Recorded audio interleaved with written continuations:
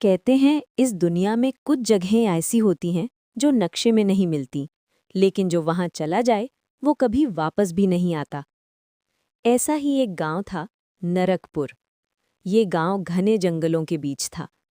दिन में भी वहां धुंध छाई रहती थी, और अजीब बात ये थी कि नरकपुर में सूरज कभी पूरी तरह नहीं निकलता था।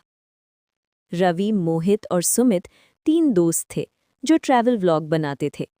उन्हें किसी बूढ़े आदमी से नरकपुर के बारे में पता चला। बूढ़े ने कांपती आवाज में कहा, अगर जिंदगी प्यारी है उस गांव में मत जाना। लेकिन वही बात तीनों को और उत्साहित कर गई। शाम होते होते वे नरकपुर पहुंच गए। गांव एकदम सुनसान था। मकान थे, लेकिन खिड़कियों में कोई नहीं। और सबसे डरावनी बात, गांव में एक भी बच्चा नहीं था। रात को वे एक खाली घर में रुके। आधी रात को रवि को लगा कोई बाहर चल रहा है। खिड़की से झांका तो देखा, पूरा गांव बाहर खड़ा था। सब लोग एक साथ, बिल्कुल चुप। उनकी आंखें खुली थीं, लेकिन पलकों में हरकत नहीं थी। तभी सबने एक साथ गर्दन घुमाई और रवि की तरफ देखने लगे। और फिर एक आवाज गूंजी, मेहमान, बहुत साल बाद आए हो।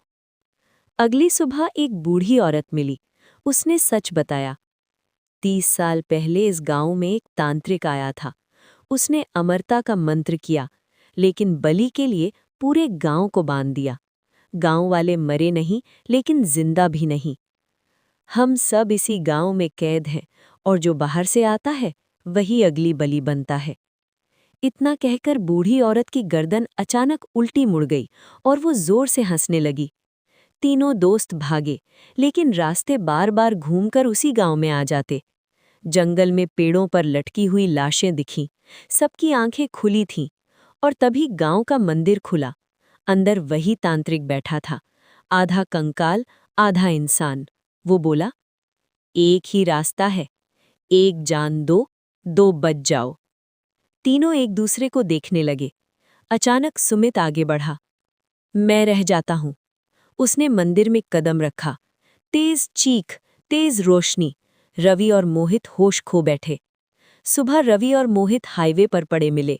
नरकपुर पीछे नहीं था, लेकिन आज भी अगर कोई उस जंगल में जाए तो रात को एक आवाज आती है, मेहमान, नरकपुर में स्वागत है।